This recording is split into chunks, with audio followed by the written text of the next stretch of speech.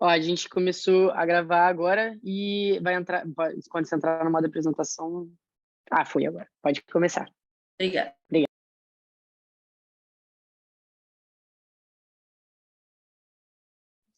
Oi, gente, desculpa. Vamos começar aqui, então. Então, como vocês sabem, né, até porque vocês se inscreveram aqui na palestra, o tema é o efeito da cannabis no cérebro e no comportamento humano. Opa. Então, eu vou me apresentar um pouquinho. Para quem não me conhece, eu me chamo Luciana, eu sou psicóloga clínica formada pela PUC, eu sou especialista em transtornos adictivos também pela PUC, e eu sou membro do NACTA, que é o Núcleo Acadêmico de Transtornos Adictivos da PUC, que é o antigo núcleo de álcool e drogas, mas a gente trocou o nome recentemente, porque a gente acha que faz mais sentido, né, a gente englobar outras dependências e não só a dependência química. Eu sou psicóloga do Hospital Geral Santa Casa, da Misericórdia aqui no Rio, mas lá eu atuo com transtorno alimentar, que também é uma outra área minha de atuação, que não é a dependência.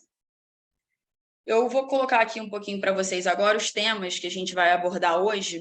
Então, a gente vai falar um pouquinho sobre a história da cannabis, como é que ela surgiu, como é que ela era utilizada aí ao longo desses anos. A gente vai falar sobre o CBD e o THC, que são duas substâncias assim que são muito estudadas dentro da cannabis. Vamos falar sobre o sistema de recompensa cerebral, a concentração de THC na cannabis, critérios diagnósticos para transtorno por uso de cannabis, né? A gente vai entender um pouquinho quais são os critérios utilizados para a gente saber se uma pessoa tem ou não esse transtorno. A gente vai ver um pouquinho se a cannabis realmente tem potencial adictivo ou não, e a gente vai falar de receptores e sistemas que envolvem aí quando a gente faz o uso, tá bom? Então, vamos começar. Então, fazendo aí recapitulando um pouco no tempo a história da cannabis, a cannabis é uma planta, então a primeira coisa que a gente tem que entender é isso. E essa planta, a cannabis, ela tem substâncias que podem interagir com receptores do corpo humano. Então, nós temos receptores que podem interagir com substâncias que tem na cannabis. Tem registro de que há pelo menos 4.000 anos já se utilizava cannabis, né? As pessoas usavam a fibra da planta para fazer cordas, por exemplo, há 4.000 anos atrás. A gente tem um registro de que o uso medicinal começou há mais ou menos 2.000 anos. Os asiáticos, eles tinham esse costume de usar a cannabis para tratamento da dor, tá? Então, até o início dos anos 20, ela não era criminalizada, então a pessoa poderia plantar, comprar, ter, isso não era algo ilegal, como é hoje em dia. E a cannabis ela é a terceira substância mais utilizada no mundo. Ela perde só para o álcool e para o tabaco, respectivamente falando. Então, a substância que as pessoas mais usam no mundo é o álcool, a segunda substância é o tabaco e a terceira é a cannabis. Grande parte das medicações que a gente utiliza hoje na clínica médica, elas vêm de plantas. E é por isso que existe aí uma grande discussão no tema da cannabis sobre ela ser mais utilizada nesse âmbito medicinal. As pessoas falam muito sobre isso porque outras medicações também vieram de plantas. Então, assim, a gente tem dois grandes tipos de cannabis, tá? Cannabis sativa e cannabis índica. E a cannabis que as pessoas costumam usar, comprar, é a cannabis sativa, tá? Os pesquisadores, eles estimam que existe 400 tipos de substância diferentes dentro da cannabis. Alguns estudos falam que podem chegar a 1.000. Então, assim, é uma planta muito rica. Ela tem substâncias que nem foram estudadas ainda. Sei que a gente não consegue nem estipular direito qual é o número de substância que tem dentro dela. Só que dentro dessas substâncias tem dois grandes componentes que são mais estudados, que vocês já devem ter ouvido falar, que é o CBD, que é conhecido como canabidiol, e o THC, que é esse nome aí enorme, que eu vou chamar de THC mesmo. Então, o THC, ele é a substância responsável por dar esse barato quando a pessoa fuma, né? A pessoa consegue ter essa sensação por conta do THC. O CBD, ele é a substância que vai ser mais estudada para o lado medicinal. Então, os pesquisadores, eles veem que o THC, ele não tem muitos efeitos terapêuticos nessa área medicinal. Então, por isso que eles estudam mais o CBD para essa questão da cannabis medicinal e não o THC. Não tem como a gente falar assim de nenhuma droga, nenhuma dependência sem falar do sistema de recompensa cerebral, tá? É um sistema que está diretamente ligado à dependência, então a gente precisa falar sobre ele quando a gente vai falar sobre qualquer tipo de droga. Então, assim, o ser humano, ele é capaz de sentir prazer em diversas atividades que ele faz. Isso não é por acaso, né? A gente às vezes acha que as coisas acontecem por acaso, mas o corpo humano ele é muito inteligente. Então, o prazer, ele é quase algo necessário para a gente perpetuar a espécie, a nossa existência. Então, por exemplo, se eu estou com fome e eu como uma comida, se eu estou com sede, eu bebo aquela água com sede, eu sinto um prazer, isso significa que eu vou repetir essa atividade, eu vou comer de novo, eu vou beber de novo, e com isso eu vou perpetuar a espécie, tá? Então, a função desempenhada por esse sistema é muito importante. Por exemplo, quando a pessoa sente prazer tendo uma relação sexual, ela vai repetir esse ato. Isso vai fazer com que a espécie se perpetue, né? Depois as pessoas vão procriar e por aí vai. O sistema que melhor explica, né, essa questão do prazer, de um ponto de vista neurobiológico, é o sistema de recompensa cerebral. Os neurônios que compõem essas vias do sistema de recompensa cerebral, eles são majoritariamente dopaminérgicos, tá? Então, a dopamina é o neurotransmissor envolvido nessa condução do estímulo nervoso, que é a dopamina que dá essa euforia, essa sensação, assim, de alegria, né? Então, é o neurotransmissor envolvido aí nesse sistema. E esse sistema ele é formado por algumas estruturas cerebrais, tá? Como o córtex pré-frontal, núcleo accumbens e área tegmentar ventral. Quando a gente fala de cannabis, a gente precisa entender sobre a concentração de THC na cannabis, porque é a substância que é responsável por dar esse barato, tá? Então, assim, qual é o ponto em comum entre todas as drogas, todas as substâncias? Está na capacidade dessa substância liberar uma grande quantidade de dopamina nas fendas sinápticas do sistema de recompensa. Então, a gente costuma falar que para ser droga, a gente falar que aquilo ali é uma droga, ela tem que ativar o sistema de recompensa cerebral e ela tem que liberar uma quantidade maior de dopamina para o ser humano. Tá? E é por isso que muita gente diz que a cannabis não tem potencial adictivo, porque ela não atua diretamente com a dopamina, mas a gente vai ver isso um pouquinho mais para frente. Então, no caso da cannabis, é a concentração de THC que vai determinar a potência do baseado, digamos assim, né, que a pessoa vai estar fazendo uso. E aí, a gente olhando assim para trás, como é que era esse nível, essa concentração e como é que está hoje, a gente vê que nos anos 1960, a concentração de THC girava em torno de 1%. Então, vamos guardar esse número, 1%. E hoje, ela pode atingir, né, essa concentração pode atingir níveis 4 vezes maiores do que era em 1960. E dependendo, em algumas modificadas, pode chegar a 20% de concentração. Então, vocês veem que isso vem aumentando ao longo do tempo. O ser humano vem aumentando essa concentração de THC. E aí a gente vai para... Que assim, vocês sabem que a cannabis, elas têm tipos, né? Ela tem tipos. Então, quando a gente vai, por exemplo, para uma forma mais potencializada, a gente fala do haxixe, que é um desses tipos, tá? E o haxixe é uma resina concentrada extraída das flores da maconha e a potência pode ser de 5 a 10 vezes maior do que a maconha comum. E aí o óleo de haxixe, né, que é um óleo essencial retirado dessa mesma planta, as concentrações podem variar de 15% a 50%. Então, é bom lembrar que a gente começou em 1%, e agora ela pode chegar a 50%. Então, vocês veem como a coisa vai aumentando, tá? Quando a gente vai dar um diagnóstico para alguém, seja de transtorno de personalidade, depressão, ansiedade, psicose, qualquer diagnóstico que a gente dê para alguém, para um paciente, a gente não pode simplesmente achar que aquele paciente tem aquilo ou não da nossa cabeça.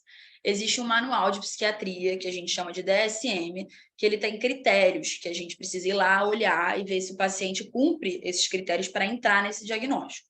Então, a gente tem, hoje em dia no DSM, os critérios diagnósticos para transtorno, né, por uso da cannabis. Então, a gente vai falar um pouquinho deles agora. Um critério muito conhecido é a tolerância. Então, o que significa a tolerância? Significa que essa pessoa, ao longo do tempo que ela vai fumando, ela precisa aumentar a quantidade para sentir o mesmo prazer que ela sentia lá no início quando ela fumava. Tá? A abstinência também é um critério importante, que significa que se essa pessoa parar ou interromper esse uso, ela vai ter uma abstinência, o corpo vai sentir falta dessa substância. Consumo em maiores quantidades, ou seja, a quantidade, a frequência que a pessoa faz uso de uma determinada droga precisa ser levada em consideração. Esforços mal sucedidos para parar ou reduzir esse uso. Então, assim, essa pessoa ela já tentou algumas vezes parar ou reduzir e ela não conseguiu. Então, quando um paciente chega no consultório, é uma pergunta que a gente faz: você já tentou parar outras vezes? Ele, eu tentei, mas eu voltei a fumar depois. Então, é algo que a gente também leva em consideração. Muito tempo gasto em função da substância. Então, por exemplo, essa pessoa, ela passa o dia inteiro fumando, ela passa o dia inteiro só com amigos que fumam, ela passa o dia inteiro falando com a pessoa que vende para ela aquela substância. Então, essa pessoa, ela fica o dia dela voltado para essa substância. Abandono de atividade. Então, essa pessoa, ela começa, por exemplo, a faltar à faculdade, a faltar à escola, né? Ela começa a se prejudicar no trabalho, então ela começa a se abster de atividades, ou porque ela está sob efeito, ou porque ela está fazendo uso. Então, isso também é um critério a ser levado em consideração. E o critério mais importante, não só no transtorno por uso da cannabis, mas em qualquer dependência, até mesmo as comportamentais, é o uso contínuo, apesar das consequências negativas. Então, essa pessoa, por exemplo, ela está brigando com o parceiro ou com a parceira por causa disso, ela brigou com os pais, ela está negligenciando o cuidado dos filhos, ela perdeu o emprego. Então, assim, ela está tendo uma série de consequências por conta desse uso abusivo dela e, mesmo assim, ela não para, ela não consegue parar. Então, isso é um critério muito importante na dependência química. Como eu falei para vocês, né, existe uma discussão assim gigante com as pessoas sobre a cannabis ela poder ser uma droga que causa dependência ou não, sobre ela ter um potencial adictivo ou não. Então, eu trouxe alguns dados para a gente falar um pouquinho aqui. 1 em cada 10 usuários regulares de cannabis acabam tendo problemas com esse uso. E 3 em cada 10 usuários que fumam todos os dias se viciam. Ou seja, 3 em cada 10 usuários que fumam todos os dias vão preencher aqueles critérios que a gente acabou de ler, tá?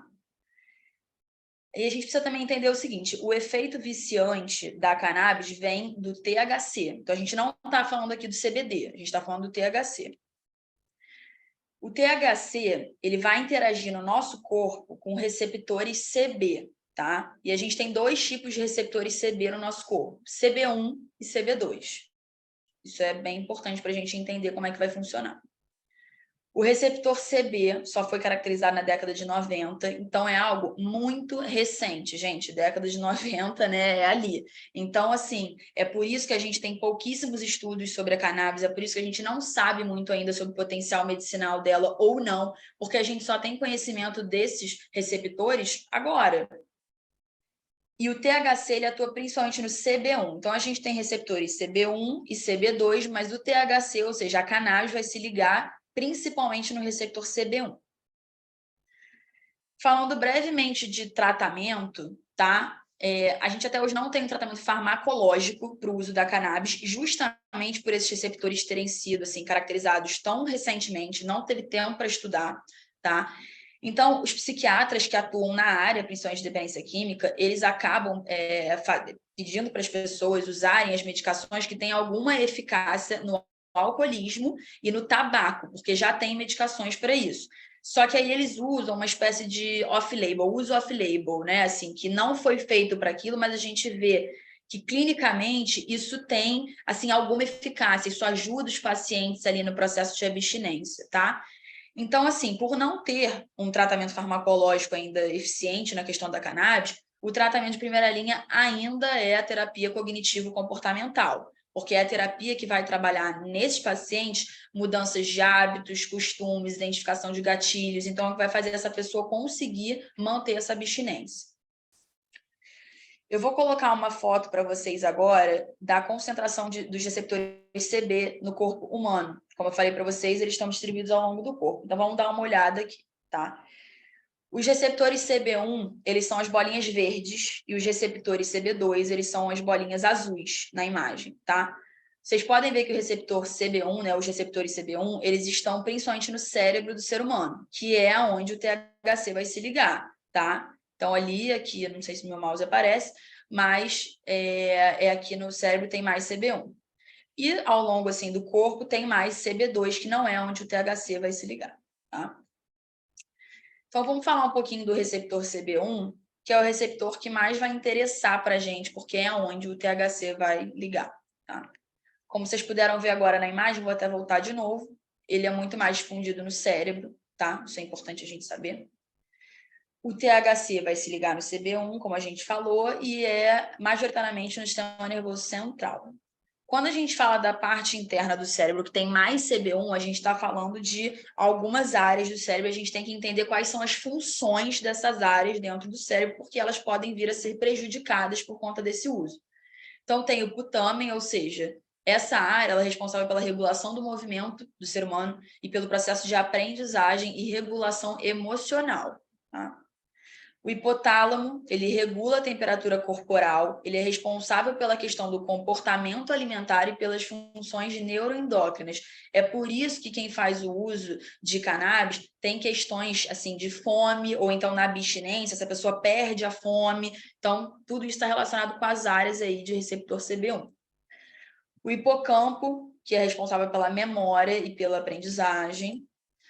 E a substância negra, que é responsável pelo comportamento envolvido, claro, com recompensa e adicção. Vamos falar um pouquinho desse sistema aí, CB1, onde o THC se liga. Então, assim, a primeira coisa que é muito importante dizer é o seguinte: nós não temos receptores CB no nosso corpo para o THC se ligar, né? Não foi para isso que a gente tem receptor CB. A gente tem esses receptores porque nós, ou seja, o ser humano, produz substâncias que vão se ligar com esse receptor.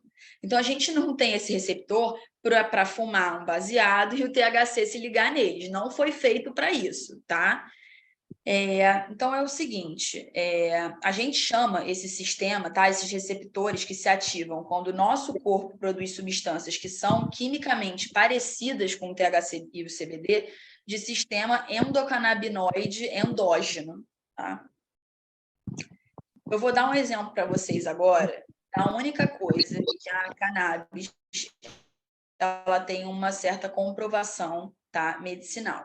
Vou dar esse exemplo agora também relacionado a receptores CB1 e outras coisas que podem se ligar neles. Se a gente tem um grande número de neurônios glutamatérgicos na fenda pré-sináptica, na fenda pré-sináptica, desculpa, deixa eu mexer aqui. Então, o neurônio glutamatérgico ele libera glutamato, tá? Isso é um exemplo para vocês entenderem. Se a gente tem um aumento muito grande do sistema, quando há glutamato sendo ligado, ou seja, se tem muito glutamato na fenda sináptica, a pessoa pode vir a ter epilepsia ou convulsão, tá? Para epilepsia e para convulsão, os pesquisadores, eles descobriram que se a gente aumentar o CBD por óleo ou comprimido, e é importante falar isso, não é fumando, é por óleo ou comprimido. Nenhuma medicação nunca vai ser fumar, porque você pode ter câncer de laringe, câncer de pulmão, então é por óleo ou comprimido, pode ajudar nesses casos. Então, atualmente, o que tem grande comprovação da cannabis medicinal é para o tratamento de epilepsia e convulsão, isso já é utilizado, tá? E aí vem aquilo que eu falei para vocês, né? Por que a cannabis tem potencial adictivo? Porque existe essa discussão no meio de que se ela não atua ali no sistema, né, de recompensa do cérebro, se ela não atua diretamente na dopamina, por que ela faz alguém ficar dependente, né? Por exemplo, ela não faz a atuação como a cocaína. A cocaína ela bloqueia a recaptação de dopamina, fazendo com que fique mais dopamina ali livre na fenda. Então, ela atua diretamente na dopamina. Isso não acontece com a cannabis. E é por isso que muita gente defende o ponto dela não ter potencial adictivo. Mas eu vou mostrar para vocês agora o porquê que ela tem esse potencial. Os componentes da cannabis, ou seja, o THC e o CBD, que a gente falou deles até agora, eles não atuam diretamente em neurônios dopaminérgicos. Só que vai existir um aumento indireto da dopamina quando alguém faz uso da cannabis. Porque o que acontece? O THC, como a gente viu aqui, ele se liga em receptores CB1. Só que ele se liga em receptores CB1 nos neurônios GABAérgicos, tá? Só que os neurônios GABAérgicos, eles são responsáveis por inibir os neurônios dopaminérgicos. Então, se eu estou usando uma substância que vai inibir, né, algo que é responsável por inibir a dopamina, eu automaticamente estou aumentando a dopamina. Eu posso não estar me ligando diretamente nela, mas eu estou inibindo algo que iria inibir ela. Então, eu estou aumentando a dopamina. E é por isso que a cannabis tem potencial aditivo também. Então, como eu falei, o THC ele vai desligar o neurônio GABA, tá? Fazendo com que o neurônio de dopamina fique mais livre. Então, vai ter um aumento, sim, de dopamina. A gente precisa falar um pouquinho também sobre a redução dos receptores CB1, tá? Então, quando a pessoa ela faz uso de cannabis por muito tempo, ela vai acabar reduzindo o número de receptores CB1 dela. Ela pode matar ou reduzir receptores de dopamina, por exemplo, porque, como eu falei, eles foram criados para se ligar em outras substâncias, não só no THC. Então, quanto mais a pessoa joga THC no CB1, mais ele vai morrendo ao longo do tempo, tá? Fazendo com que depois essa pessoa ela fique imune até os efeitos medicinais. Porque, por exemplo, se ela for tomar um comprimido ou óleo, né, de CBD, ela não vai ter CB nenhum mais para se ligar. Então, nem os efeitos medicinais essa pessoa vai ter mais, porque ela está destruindo os receptores dela. Então, a pessoa que fuma maconha por muito tempo, ela vai destruir esses receptores. E é por isso, gente, que acontece a questão da tolerância, né? Essa pessoa cada vez mais precisa de doses maiores para sentir o mesmo barato, é porque ela tem o CB diminuído. Então, ela fica sem ter onde o THC se ligar. Então, ela precisa de doses maiores. E aí, assim, muita gente faz essa pergunta se esses receptores retornam em algum momento, né? Assim, tá bom, fumei maconha há muito tempo, e agora, se eu parar, eles vão voltar? E eu não sei responder, porque ninguém sabe, né? A gente não tem pesquisas. A única pesquisa que a gente tem quanto a isso é uma pesquisa que fizeram com macacos, tá? E nos macacos, mesmo depois de 1 ano em abstinência, os receptores não retornaram. Mas a gente não tem estudos no ser humano, então eu não vou poder afirmar nada para vocês aqui. E aí, assim, como eu falei para você anteriormente, esses receptores não foram criados para se ligarem no THC, eles têm funções no corpo humano, tá? Então, eles têm função, por exemplo, de regulação emocional, de regulamento alimentar e o CB2, principalmente, do sistema imunológico no corpo humano. Então, se a gente destrói esses receptores, como é que ficam essas funções? Eu vou colocar uma imagem para vocês agora que é bem interessante, tá? Que é o seguinte: o primeiro cérebro ali é o cérebro de uma pessoa saudável, ou seja, uma pessoa que não faz uso de maconha, tá? E o cérebro do lado é o cérebro de alguém que fuma maconha, bom? Esses pontinhos vermelhos, meio amarelinhos, são os receptores CBs, tá? Então, vocês podem ver que na primeira imagem de um cérebro saudável, essa pessoa está cheia de receptor CB. Na imagem da pessoa, do cérebro da pessoa que faz uso de cannabis, você vê que quase não tem mais receptor CB. Então, é assim que fica o cérebro de alguém que faz uso de cannabis cronicamente, né? Diariamente, há um tempo, é assim que fica o cérebro da pessoa. Então, a gente também tem, além dessas questões neurológicas que eu mostrei para vocês, a gente tem sintomas que a pessoa passa a ter depois de muito tempo usando. E que, claro, está relacionado com a questão neurológica, obviamente, né? Porque parte do cérebro tem funções que vão ficar prejudicadas depois do uso e essa pessoa ela vai ter sintomas. Vou botar uma tabelinha para vocês também, tá? Então, a gente tem ali efeitos euforizantes no primeiro momento, né? A pessoa ela tem uma alteração na percepção do tempo, ela vai ter riso imotivado, fala solta, sensação de relaxamento, aumento da percepção das cores, dos sons, da textura, do paladar, tá? Então, isso é um efeito euforizante da cannabis. A gente vai ter efeitos físicos, tá? Taquicardia, hiperemia conjuntival é um nome que eles usam para falar daquele olho vermelho, né? Tipo uma conjuntivite. Então, isso também é um sintoma.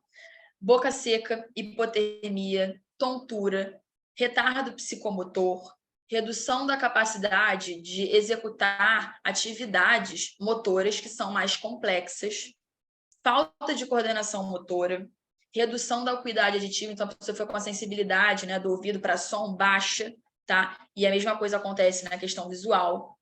Broncodilatação, hipotensão ortostática, que também é um nome que eles usam para pressão baixa, tá? Aumento do apetite, e a gente tem também boca seca, tá? Tosse e dilatação das pupilas. É porque eles usam outros nomes aqui que são mais difíceis, mas é isso que eu acabei de falar.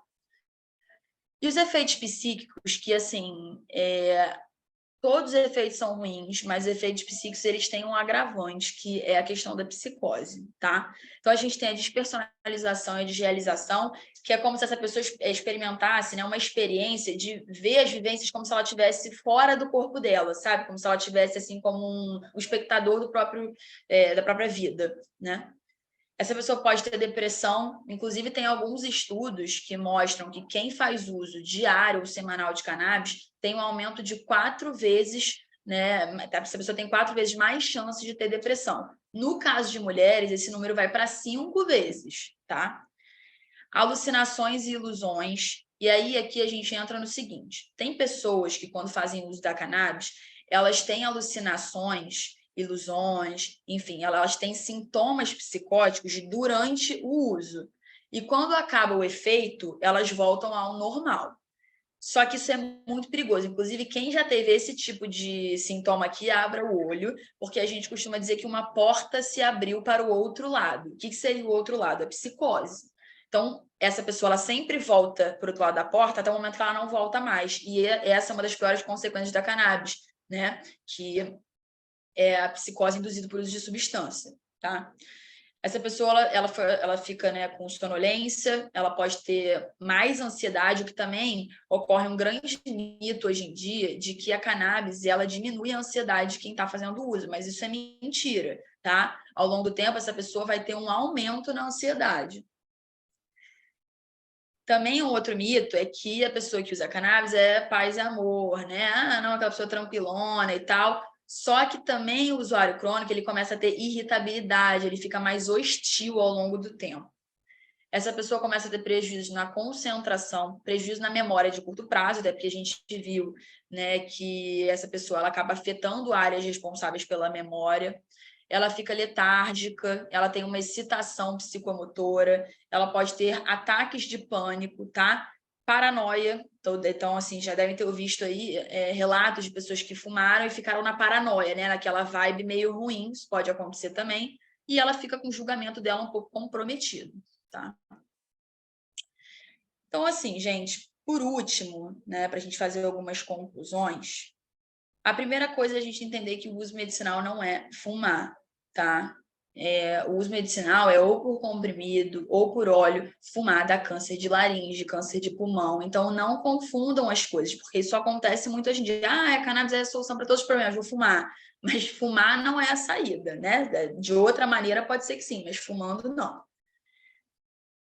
Quem não deve fumar, né? E eu vou dizer para vocês que depois dessa apresentação, vocês devem avaliar aí quem deve fumar ou não, se faz bem para alguém, se é bom ou não. Porém, quem não deve mesmo, assim, quem é o grupo altíssimo, né? Assim, o candidato número 1 a se tornar dependente dessa droga. Adolescente, número 1 lá, adolescente, né? A galera de neuro aí até poderia falar isso melhor do que eu, mas o nosso cérebro, né, assim, ele na adolescência, ele está sofrendo uma série de transformações. Então, se essa pessoa já começa a destruir alguns receptores, fica bem complicado. Gestantes, pacientes com doenças psicológicas ou psiquiátricas, ou pessoas que têm familiares com esse histórico também. São pessoas que são um grupo de risco, né, que elas podem acabar, por exemplo, tentando regular as emoções com a droga, ela acaba tentando fugir, né, da realidade difícil com a droga. Então, lembra quando a gente falou daquela estatística de que 3 em 10 pessoas que fumam diariamente, elas vão desenvolver uma dependência. Só que a gente precisa entender o seguinte, aí pode ter alguém que vai falar assim, mas 3 de 10 é pouco, não é a maioria. Só que a gente tem que entender o quanto você se aproxima desses 3. Se você é algum grupo de risco, você já está mais próximo desse 3. Se você fuma há muito tempo, você já está mais próximo desse 3. Né? Então, uma série de fatores podem te aproximar do número de pessoas que vai desenvolver uma dependência. Depende aí da sua vulnerabilidade na vida. A gente precisa, né? Cada um sabe da sua, mas tem pessoas que têm um risco muito maior do que outras, tá? E, obviamente, né, gente, se a pessoa tem caso de dependência na família, porque a gente sabe hoje que a dependência química, os estudos já mostram, né, que a hereditariedade ela é um fator muito importante. Então, isso também é uma questão. Existe uma burocracia muito alta, tá, para ter estudos com cannabis e com qualquer outra droga, né? Vocês sabem que tem estudos na PUC, né, sobre várias coisas. Só que aí você chegar lá no departamento e falar, olha, eu tô querendo fazer um estudo aqui com cocaína, eu vou trazer cocaína para dentro do departamento para a gente estudar, né? Ou maconha, eu vou botar dentro do departamento para os alunos verem, estudarem. É difícil alguém aprovar. Então, a gente tem uma burocracia enorme nos estudos com qualquer tipo de droga, inclusive com cannabis, e é muito caro. Porque se você fazer um estudo com cannabis, você não vai comprar cannabis do moço que vende ali na esquina, né? Você vai ter que comprar uma cannabis super pura, caríssima, num lugar que seja aprovado, que seja... Então, isso torna ainda mais caro fazer estudo com essa droga. E existe um receio gigante dos pesquisadores pelo seguinte: quando os pesquisadores comprovaram que tinha uma eficácia da cannabis, né, do CBD, do canabidiol, no tratamento de epilepsia e compulsão, os coffee shops, por exemplo, de lugares que têm a cannabis legalizada, tipo Amsterdã, eles usaram essa pesquisa como propaganda para vender a própria droga. Do tipo assim, olha, eles descobriram agora que a cannabis resolve o problema de todo mundo. Comprem aqui. Só que ninguém compra ali como óleo, como comprimido. A pessoa compra para fumar. Então, não é a mesma coisa. Então, as pessoas tendem a fazer muito isso. Elas pegam a parte que interessa para elas do que alguém falou e usa a favor da própria opinião. Inclusive, isso é uma coisa que eu gostaria muito de pedir para vocês aqui, é que vocês levem em consideração a palestra como um todo, e não a parte que eu falo uma coisa ou outra. A gente precisa analisar como um todo as coisas, tá?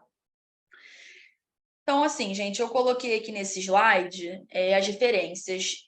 Quem tem interesse na área, tá? Ou, enfim, gosta desse assunto, esse primeiro artigo, assim, eu acho que é o melhor artigo que existe atualmente sobre a cannabis. Ele é em inglês, infelizmente, porque a gente também tem pouquíssimos estudos no Brasil, então tem que ser artigo lá de fora. E esse livro é sensacional, tá? O tratamento da dependência química e as terapias cognitivo-comportamentais. Ele é em português, tá? E ele é ótimo. Ele não fala só da cannabis, ele fala de todas as drogas, tá? Ele fala de questões neurológicas de todas as drogas, quais as consequências dessas drogas, aonde elas atuam. Então, é um livro assim, completíssimo sobre dependência química e sobre tratamento, tá? Da terapia cognitivo-comportamental. Então, eu aconselho muito, se quiserem printar. Eu posso mandar também depois para o pessoal da Liga, né? Da Neuroliga, eu tenho o livro e o artigo. E eu posso mandar também, se vocês quiserem depois passar para quem quiser, tá? Então, assim, gente, obrigada. Espero que vocês tenham gostado. Eu estou colocando aqui meus contatos, meu e-mail, meu WhatsApp e o meu Instagram, que eu também posto bastante coisa lá, sou bem ativa com esses temas. Então, se quem quiser entrar em contato, só falar comigo. E é isso. Eu vou abrir agora para perguntas, né? Não sei se alguém tem, e a gente pode conversar um pouquinho mais agora.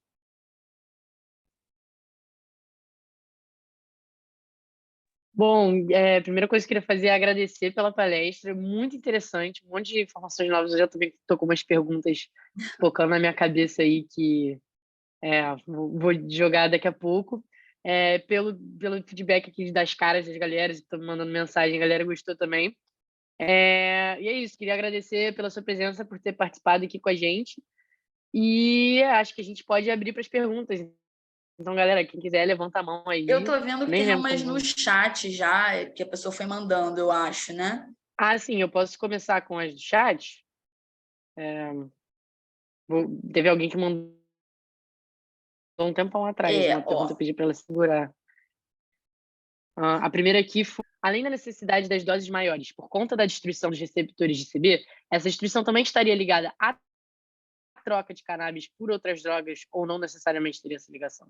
Eu não entendi muito bem. Essa pessoa quis dizer que a destruição do CB também estaria ligado a outras drogas? É isso? Quem perguntou, se puder só A confirmar. Bruna Vitória,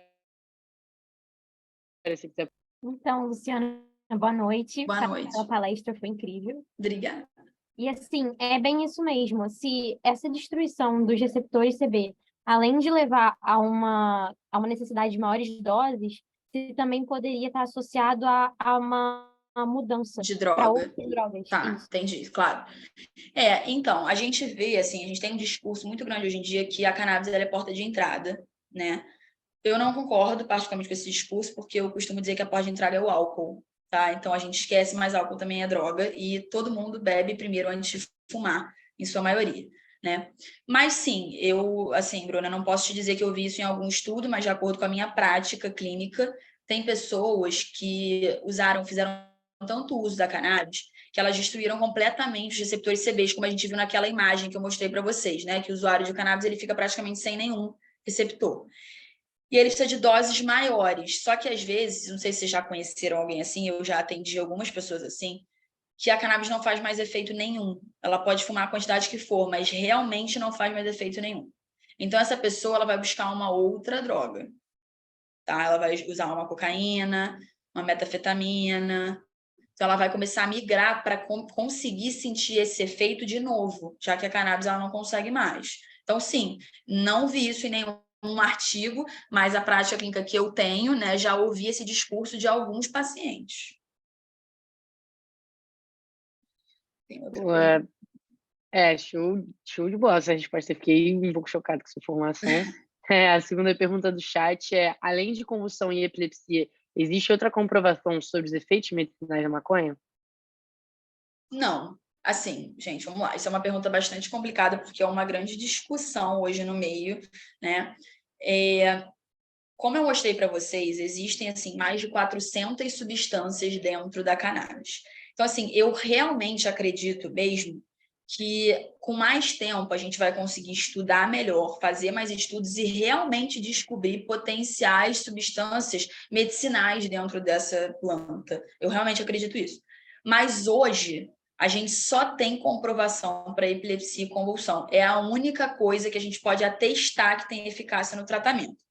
Alguns psiquiatras já começaram a prescrever para outras coisas, tipo depressão, ansiedade, mas assim, a gente não tem essa comprovação, fica mais naquela coisa de achar que pode ajudar, mas não necessariamente vai, tá? Então, só epilepsia e convulsão atualmente. Só um adendo, eu acho interessante de falar, a palavra comprovação da pergunta é muito essencial, né? Porque, por exemplo, já tem estudos de cannabis e canabidiol em esclerose múltipla, como você falou, ansiedade, e não significa que não funciona, porque não tem comprovação Isso. ainda, mas é o que você falou, a pesquisa é muito ou escassa ou falta uma pesquisa grande, mais robusta, com um teste clínico, enfim, E então... além disso, né, Júlia, qualquer medicação que a gente vai aprovar, ela vai demorar aí uns 15 anos, vai ter uns 15 anos de ensaio. Pois é. 15 anos. Só que foi descoberto na década de 90, né? A questão da cannabis. Então, assim, não deu tempo da gente direito estudar e tentar fazer uma medicação, porque demora muito para a gente ter aprovação, fazer ensaio, estudo e, enfim, uma série de fatores. Então, é por isso que ainda não tem. Eu realmente acho que possa vir a ter. Então, é isso. Não significa que não existe essa eficácia, mas ainda não foi comprovado. Então, é sempre bom, né, falar isso. Tá bom. A próxima pergunta aqui do chat é: existe alguma relação maior entre os efeitos colaterais e alguma das duas substâncias, THC ou CBD? Da Antônia Mar, você tem um. Eu acho que eu entendi dessa pergunta, se ela quer saber se os efeitos colaterais que as pessoas têm por fumar, né, tem relação com alguma dessas substâncias. Tem com o Sim. THC, porque o THC ele tem a capacidade de matar receptores CB, entendeu? E aí essa pessoa ela fica com uma série de funções, né, no cérebro, no corpo humano prejudicadas, porque a gente tem substâncias que vão se ligar, né? Por exemplo, glutamato, dopamina, nesses receptores CB. Se você não tem mais esses receptores, você está prejudicando uma série de coisas no corpo humano. Então, principalmente o THC, tá? O CBD, ele não é visto dessa forma. Inclusive, o CBD ele é visto meio como um anjinho aí da planta e o THC como super vilão. Pelo menos até hoje é o que a gente sabe, tá?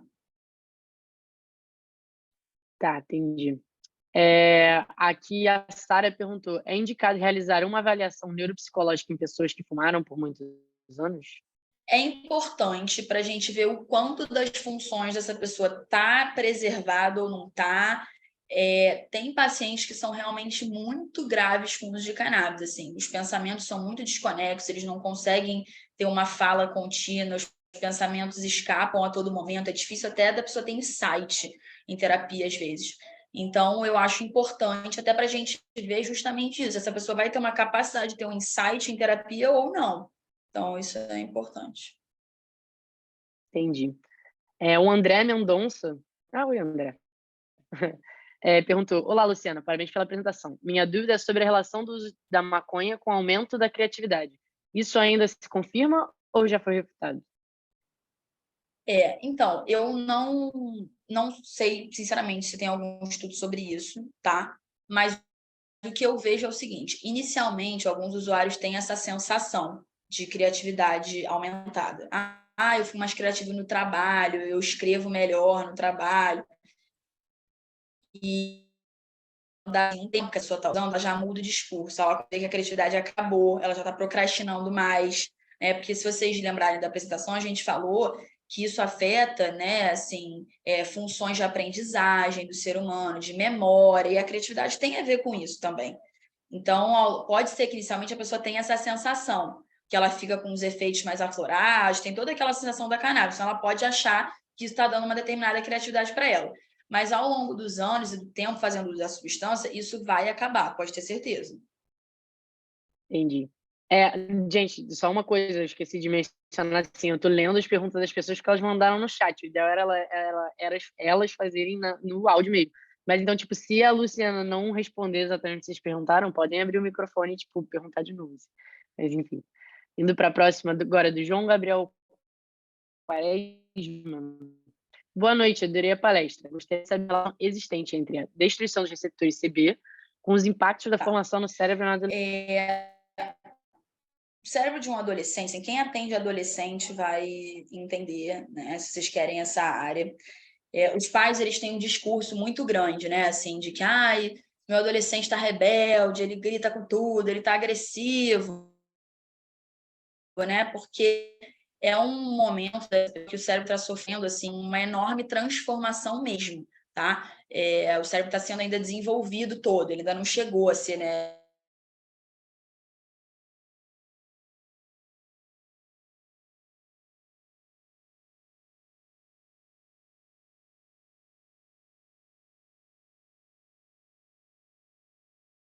isso é muito grave. Porque podem ter funções que ela nem vai ter, que ela não vai nem criar, que vai estar extremamente prejudicado. Então, é por isso que o adolescente é o top 1 que não pode usar de jeito nenhum. Só que a gente sabe que não é bem assim, porque, inclusive, hoje em dia é um nicho assim que mais usa, né? Na verdade, eu tenho recebido muita gente na clínica, muito novo, fazendo uso de cannabis. Então, é isso assim que eu posso responder. Eu posso essa pergunta, eu posso contribuir Claro. com um fun fact, que THC é lipossolúvel, né? E o que é feito de lipídio é a nossa bainha de mielina. Ainda não tem estudos comprovados como o THC interage, tipo, definitivamente com a bainha de mielina, ainda estão tentando entender essa interação, essa relação, se dá para até ajudar com doenças como esclerose múltipla, que afeta justamente a bainha de mielina. Tem vários estudos sobre, mas nada muito conclusivo. E é justamente a fase, né, adolescência, que a gente está formando as conexões da substância cinzenta. Então, da substância branca, perdão. da substância branca. E quando as conexões da bainha de mielina, dos axônios, estão na máxima, assim. Então, por isso, talvez, pode ser uma fase mais de grupo de risco. Mas é isso, só eu fazendo inferências aqui. Exatamente. Bom, a explicação aí bem completa, né? Da galera de neuro. Galera de neuro. O Antônio Viana, que também é de neuro aqui, tem uma pergunta. Oi, Luciana. Primeiro, obrigado pela apresentação incrível. Queria perguntar o que configura o uso crônico e quão comum é encontrar usuários nessa condição. Tá.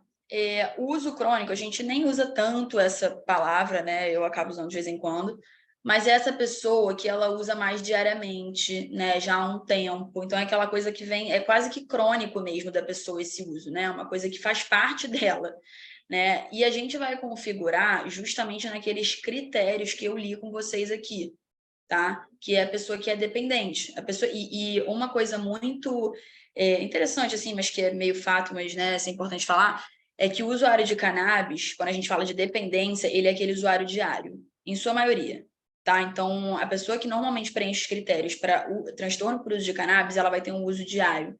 Ela não vai preencher um critério fumando uma vez por semana, entendeu? Então, é muito comum. Muito mais vocês imaginam. Vocês devem conhecer um monte de gente aí na faculdade, lá na vila, né? Lá, o uso é diário, né? Assim, então, é mais comum do que vocês imaginam, porque a gente banaliza, mas tem bastante.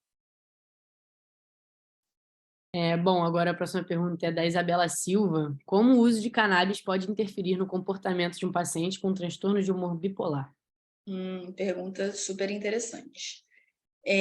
Quando eu falei para vocês daqueles pacientes, né, assim, que são o grupo de risco número 1 para uso de cannabis, eu falei de pacientes que têm questões psiquiátricas, psicológicas, e o transtorno bipolar é um deles, tá? A cannabis, ela é uma droga que tem um potencial muito grande para abrir surtos nas pessoas. Eu até falei para vocês, quando a gente falou aqui de sintomas, tá? A pessoa pode ter uma psicose por uso de substância, ela pode ter alucinação, né? Então ela pode ter uma série de sintomas que o bipolar pode vir a ter em mania ou hipomania. Então, a cannabis ela pode contribuir para abrir um quadro de mania ou hipomania nesse paciente. Então, ela vai desestabilizar o controle desse paciente, que a gente tenta estabilizar ele com medicação, com terapia. Se ele fizer uso dessa droga ou de qualquer outra droga, ele pode abrir um quadro de mania, hipomania, enfim.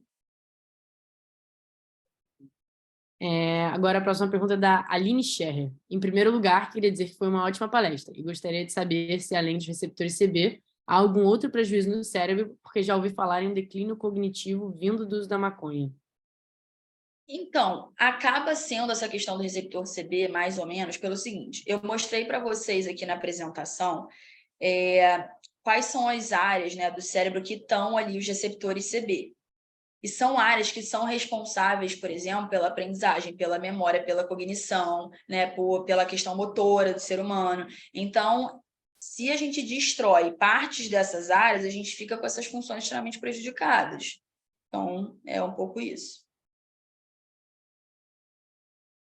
A próxima pergunta agora, Laura Azevedo.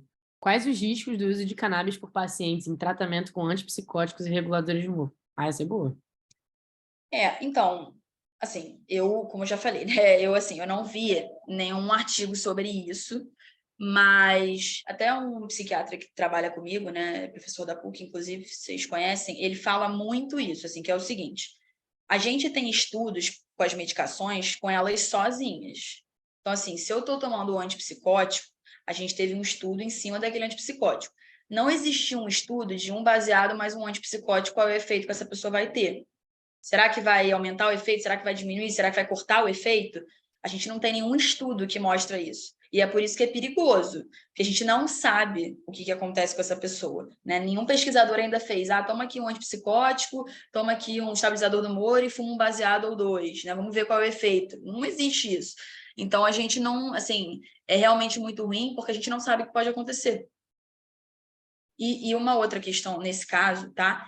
É que se essa pessoa toma um estabilizador do humor, por exemplo, ou ela toma um antipsicótico, significa que ela é uma pessoa que tem uma variação de humor enorme na vida dela. E aí, assim, estabilizador do humor pode ser que, por exemplo, uma pessoa borderline tome, que é uma medicação que a gente costuma dar para borderline.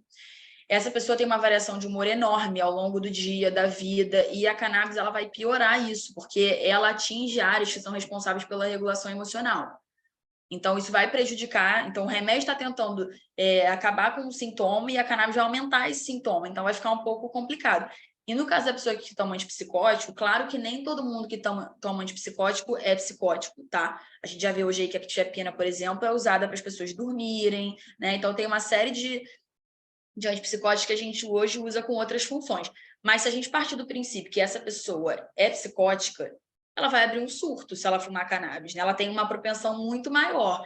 Então, eu acho que talvez o diagnóstico dessa pessoa seja mais importante do que a medicação que ela está tomando. Entendi. É um bom ponto, né? Até porque hoje medicação e prescrição é um tema frequente na medicina. Sim. A Nicole Valente mandou uma pergunta, eu acho que ela estava no meio de alguma explicação, porque ela perguntou assim, então, se isolasse o CBD, não teria contraindicações e efeitos colaterais? Acho que era na pergunta que você estava contrapondo o THC e CBD em relação ao dano dos receptores. Se a gente fizesse uso... Deixa eu ver se eu entendi a pergunta. Se a gente fizesse uso só de CBD, se essa pessoa teria efeitos colaterais. É isso? Exatamente. Tá. Se isolasse CBD, teria indicações, efeitos. Então, a primeira coisa que a gente tem que pontuar, que é o que eu falei aqui algumas vezes, é que esse CBD ele tem que ser por comprimido ou por óleo, tá? Porque senão ela vai ter câncer, pode vir a ter câncer. Então, a gente tem que ter muito isso na nossa cabeça. A ideia é justamente usar o CBD como algo medicinal, tá? O THC, ele não tem efeito terapêutico nenhum. Ele é basicamente uma substância que vai destruir os receptores, vai dar o barato, e é quase que essa a única coisa que, né, nesse momento que a gente sabe que ele serve. Tanto é que o CBD ele é usado na cannabis medicinal, é a única coisa que é usada, né, o canabidiol. Só que se tem efeitos colaterais e contraindicações, é o que as pesquisas estão tentando descobrir, porque, assim, se ainda não foi aprovado, por exemplo, para ansiedade, para depressão, é porque os pesquisadores ainda não têm certeza sobre a eficácia, sobre a contraindicação, então a gente precisa esperar um tempo, eu acho que para saber. Essa sua resposta vai casar perfeitamente com a próxima pergunta, que também é do Antônio, que já falou que é a seguinte. Também queria perguntar sobre o potencial terapêutico do THC como antiemético, estimulador de apetite e analgésico. Você acha que ele é um pouco demonizado às vezes? Eu acho, assim, que dentro da cannabis, o THC e o CBD são as substâncias mais estudadas.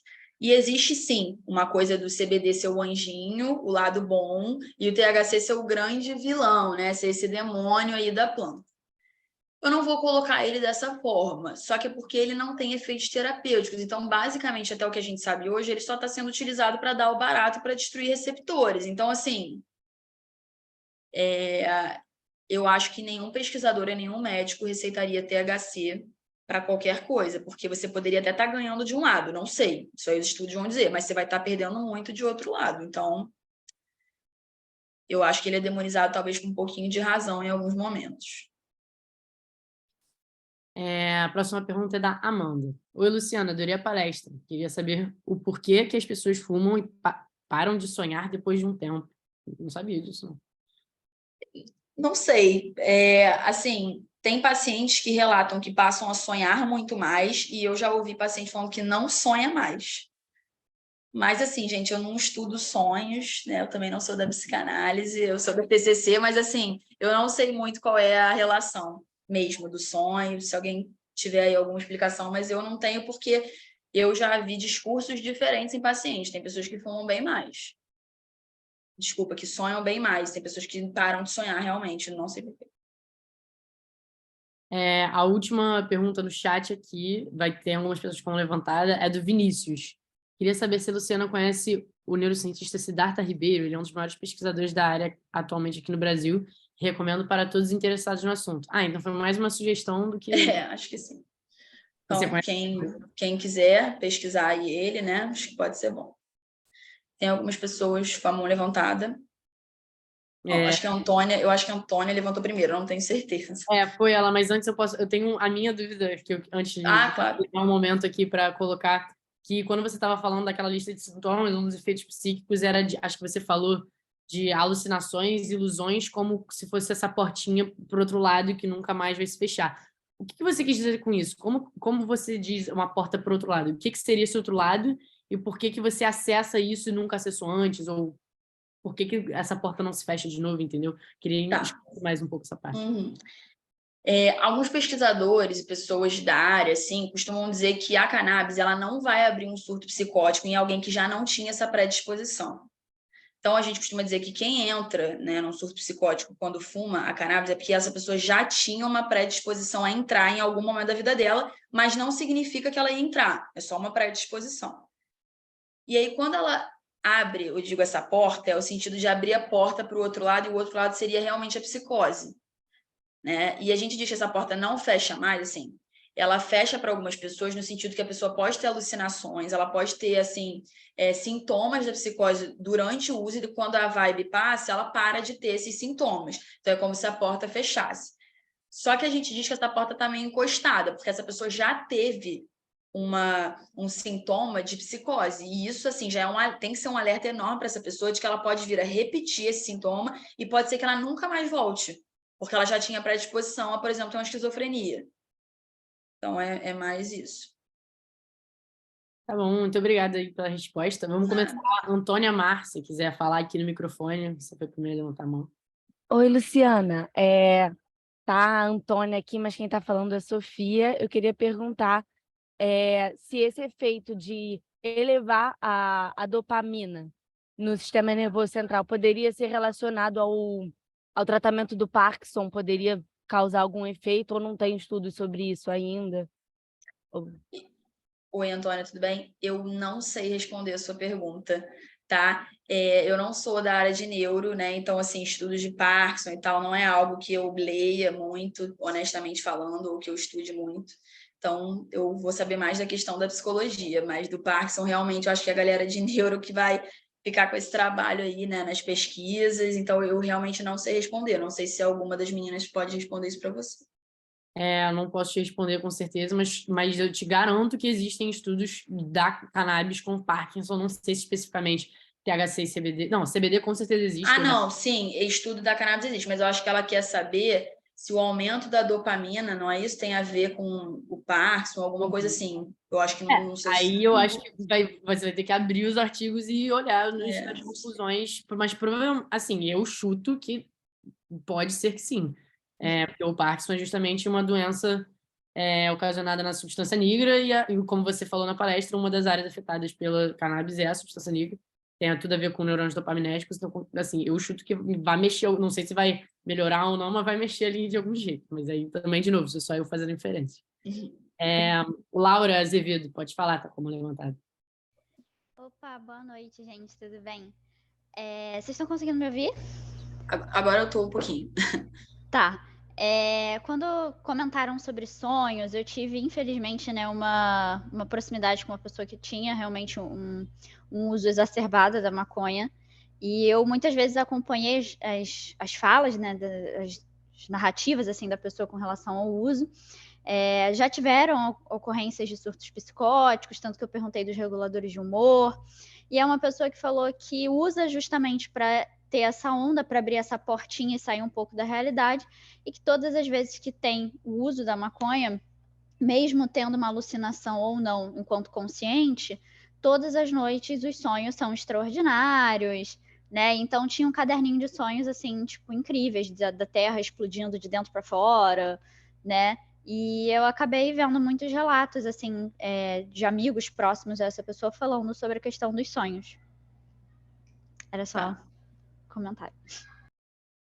Foi isso que eu falei, né, Laura? Assim, alguém perguntou sobre a pessoa parar de sonhar, mas muitas pessoas que eu tive contato falavam, na verdade, do aumento dos sonhos, né? Grandes sonhos, mas já tive, sim, pessoas falando para mim que não sonhavam mais.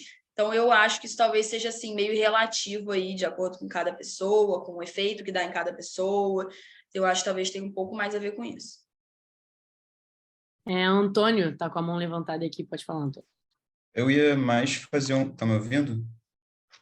Mais fazer um comentário sobre essa questão dos sonhos, porque tem estudos para os dois lados, tanto que a cannabis pode piorar a qualidade do ciclo circadiano, quanto para ajudar com cair no sono para pessoas que já têm insônia. Então, acho que depende um pouco da situação e da tendência que a pessoa tem. Então, acho que ela pode ter menos sonos, porque piora a qualidade do sono, porque o estudo que eu li especificamente era falando isso, a pessoa dormia por mais tempo, mas ela ficava menos tempo nas fases de sono de REM e tudo mais. Então, isso pode piorar a qualidade de sonhos. Foi isso é o que eu sei, pelo menos, sobre. Legal, Antônio.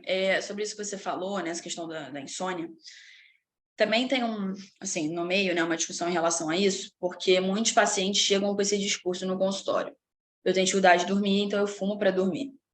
Só que aí a gente cria um problema, porque essa pessoa passa a fazer um uso diário da cannabis e não é do CBD, ela fuma diariamente, né? E quando a gente retira a cannabis, a gente tenta fazer uma abstinência, a pessoa não dorme mais, porque ela condicionou a questão do sono ao uso da droga. Então, isso é um grande problema também do uso da cannabis hoje em dia, que é a insônia, porque a pessoa ela acaba condicionando a questão de dormir a fumar. Então, se ela não fuma, ela não dorme. E é por isso que o desmame de cannabis ele tem que ser feito, deve estar com psiquiatra, com um terapeuta especializado na área, mas um psiquiatra também. Porque quando essa pessoa retirar a cannabis, ela vai ter uma série de sintomas que ela tentava esconder com a cannabis que vão aparecer. Então, ela vai passar a ficar muito ansiosa, ela não vai dormir, e aí ela vai voltar a fumar. E aí a gente tenta entrar com a medicação para essa pessoa ter menos sintomas e a gente conseguir manter uma abstinência até o momento dela melhorar dessas questões aí que a cannabis causava. Com apetite acontece a mesma coisa também. Muita gente É. fuma para comer. A abstinência de cannabis, ela dá falta de apetite, tá? Quando a pessoa para de fumar, ela para de querer comer. Só que isso a gente vê que volta ao longo do tempo, tá? Essa pessoa precisa desintoxicar um pouco dessa substância, e depois ela vai voltando a comer aos poucos, né? Vai forçando um pouquinho, e depois as coisas vão voltando um pouco ao normal. Só mais um último comentário. Sei que a Bruna tem uma pergunta, mas é porque é muito difícil estudar cannabis atualmente, porque é uma planta de 1.000 anos, 10.000 anos, que as pessoas estão trabalhando ela, selecionando ela para 1 milhão de usos diferentes, e até hoje a gente não entendeu ainda todas as nuances que elas podem ter. Né? Eu li um estudo outro dia super interessante sobre essa separação índica-sativa que as pessoas fazem. As pessoas costumam falar, índica é mais para você ficar no corpo, dormir, se acalmar, e sativa é mais da cabeça. Só que era um estudo indicando que o padrão de terpenos, que são os óleos aromáticos dentro da planta, fazem mais sentido com essa conexão de efeito do que propriamente se ela é índica ou sativa. Então tem muitas camadas ainda para a gente entender o potencial dela. Tem muita opinião diferente, né? Muito estudo diferente, cada hora dá um resultado, então acompanhar é realmente difícil. Por isso que eu falo que em relação a isso, esse assunto, a gente tem que realmente esperar algo ser comprovado, né? Assim como hoje tem com a epilepsia, com a convulsão, que já são coisas mais concretas, né? Porque a gente tem, assim, como hipótese para milhões de coisas, como você mesmo falou agora. Então é perigoso, a gente precisa esperar um pouco, porque é uma planta que existe há muito tempo, mas os estudos só começaram agora. A gente precisa de tempo. Só uma coisa que me veio agora, antes de passar a palavra para a Bruna, vocês estão falando de sonhos, e alguém recomendou Siddhartha Ribeiro. Siddhartha Ribeiro não fala somente de cannabis, mas um dos seus principais temas, dos livros em geral, são os sonhos. Tem um livro só sobre, tipo, fases, não era fase de sono, mas tipo, sobre sonhos no geral, ele até esqueci o nome agora. Mas para quem tem interesse nesse assunto, vale muito correr atrás de Siddhartha Ribeiro, das suas obras. E agora vou passar a palavra para a Bruna, pode falar. Oi, Luciana, obrigada pela palestra. Eu tenho uma dúvida, deixa eu baixar aqui a mão. Porque, assim, eu tenho um familiar muito próximo que se envolveu com drogas muito pesadas, realmente, muito além da maconha. E depois de anos de reabilitação, ele saiu, voltou a construir a vida dele, e hoje em dia ele falou muito para mim isso, que se ele pudesse voltar no tempo, ele não teria fumado o primeiro baseado, porque foi como se assim, ele acendeu o baseado e virou uma chavinha nele. Você acha que tem pessoas que têm uma predisposição, uma facilidade para adicção e não precisa de muito uso para realmente se tornar muito dependente daquilo? Com certeza, tá? Isso é uma coisa que já tem, assim, até comprovação, né? Vamos lá, vamos pensar num cenário, assim. Tem pessoas que já fizeram uso, por exemplo, de cocaína e não viciaram, fizeram uso 2 vezes na vida, nunca mais fizeram uso, né? Isso acontece. Tem pessoas que fazem uso 2 vezes e aí não conseguem mais parar. Então, sim, existe uma predisposição. Hoje a gente diz, por exemplo, que o alcoolismo ele é quase que 50% hereditário, genético. Então, assim, tem uma questão genética hereditária. Tem a questão dos grupos de risco que a gente falou aqui, dependendo da vulnerabilidade dessa pessoa. Então, assim, se essa pessoa ela tem uma questão psiquiátrica, se ela tem uma questão na família, se ela teve um abandono dos pais, se ela sofreu bullying na escola, se ela começou na adolescência. Então, assim, tem uma série de fatores que são um grupo de risco. Se ela sofreu um trauma muito grande na vida dela, então essa pessoa às vezes busca uma fuga e uma resposta na substância, tá? Então, sim, tem pessoas que têm, sim, predisposição. Tem pessoas que nunca vão se viciar. Tem pessoas que vão. Então, tem. Acabou de surgir mais uma pergunta aqui no chat da Eduarda Canavarro. Ela falou: Oi, Luciana, adorei a palestra. Já li que existe uma dependência psicológica do uso da maconha. Eu queria saber se isso se confirma ou se a dependência é sempre química. Tá. Eu até dei uma risada assim, porque isso é um discurso tão comum dos nossos pacientes na área. Não, mas a minha dependência ela é psicológica, não é uma questão, não é química, né? Tem muito esse discurso.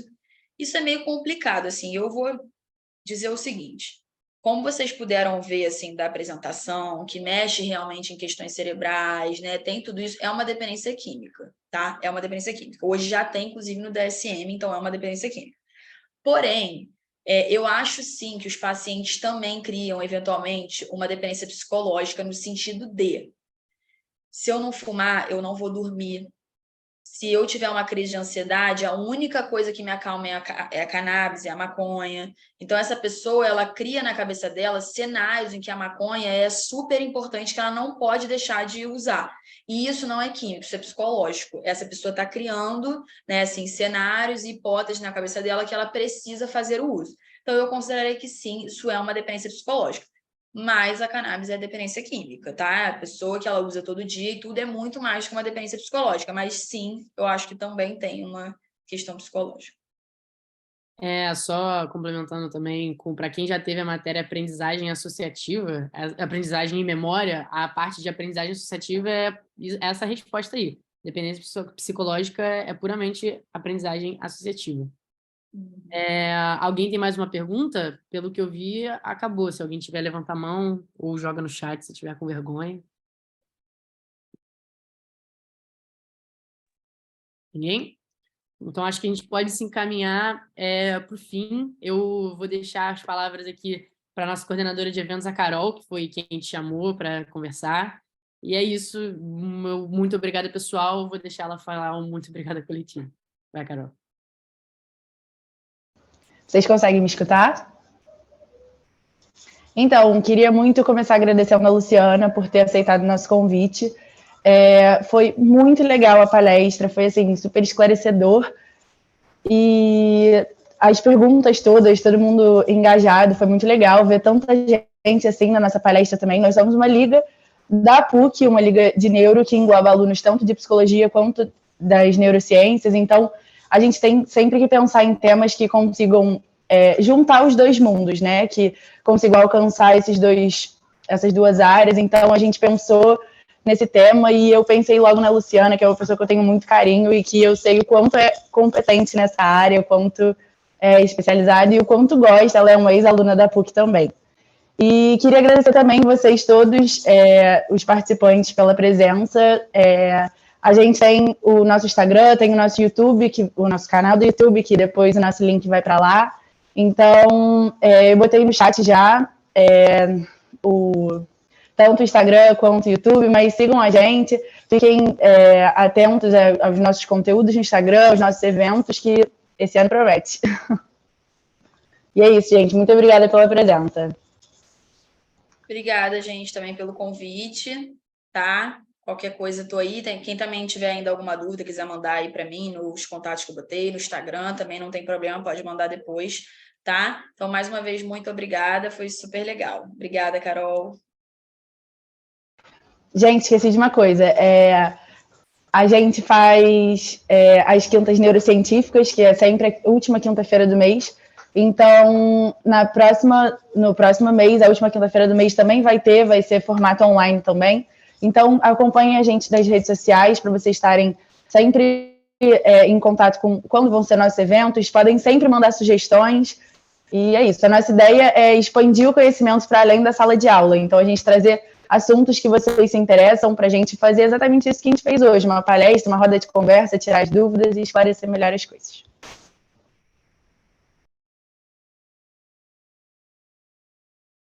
Bom, galera, então é isso. Obrigada. Vamos encerrar aqui a reunião mais uma vez. Primeiro, por todo mundo por ter vindo e também Luciana por fazer essa palestra incrível que foi hoje.